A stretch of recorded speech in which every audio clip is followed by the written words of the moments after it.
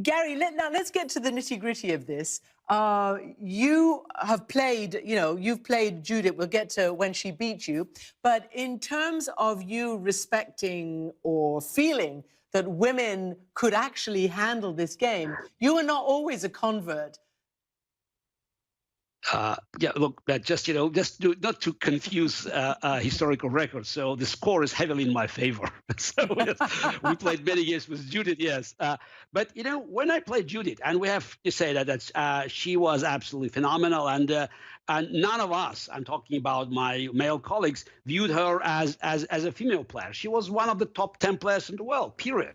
So it's a unique accomplishment, and the Judith story proves that though the story of Beth Harmon is kind of an exaggeration, it's Hollywood, but still it's doable. And the fact is that Harmon had to struggle with these addictions, with these green pills, with alcohol, and eventually she was helped by many of your friends, and she learned about this even team spirit of working together, and that's what contributed to her final victory in Moscow. I think that makes this story so attractive to millions and millions of people who don't even know how to move chess pieces.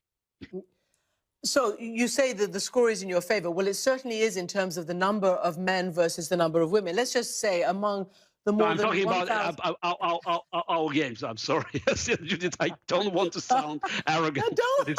It's about personal. I love this. Oh, my God. Okay, so I'm going to go to what you said, Gary. Let's just say what you said in the past, in 1989. In the past, I've said that there is real chess and women's chess. Some people don't like to hear this, but chess does not fit women properly. It's a fight, a big fight. It's not for women. Sorry, she's helpless if she has men's opposition. I think this is very simple logic. It's the logic of a fighter, a professional fighter. Women are weaker fighters. Garry Kasparov, do you still believe that? Look, you said 1989. So I'm still, more generous than Bobby Fischer, who is in early 60s, said that he could give a handicap for every female player, full piece, and still win the game. Yes, I always said many things about humans and computers. So we all make, mistakes. And by the way, it was just in the beginning of Polgar's story. And frankly speaking, in 1989, we yet to encounter a female player of that strength that could prove us wrong. Mm-hmm. And Judith, I mean, let's face it. I'm going to play this little clip because I actually met you when you were 12 years old. You were playing with your two sisters in New York. It was one of my first ever reports as an up-and-coming little reporter.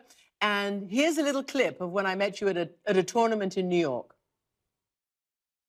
By far the biggest crowd gathers around Judith, one of the very few chess prodigies in history. In November, 12-year-old Judith became the youngest ever international master, beating out chess greats like Bobby Fischer and Garry Kasparov, who made it at the age of 14. This year, she should make grandmaster, again the youngest ever. She doesn't speak much English, but she can say how she'll feel about that. Good. I don't know whether you could see that, and you really did not want to see my hairdo back then, but can we just say that you did actually beat, by age, both Garry Kasparov and Bobby Fischer in terms of becoming a grandmaster? That must feel good, right? Well, for me, actually, when I was 12, I had the best year of my career, I think, in respect that I won 8 tournaments in 1988. And we also won with my sisters the gold medal in the Chess Olympiad. And actually, that's where this interview was taken with Garry. And that was the first time I met Garry personally, and it was a great honor for me to see him watching my game and saying that, well, for sure I'm going to be ladies world champion, but he didn't believe at the time that I can be in the top 10, but he changed his mind. We had a lot of encounters in the battles.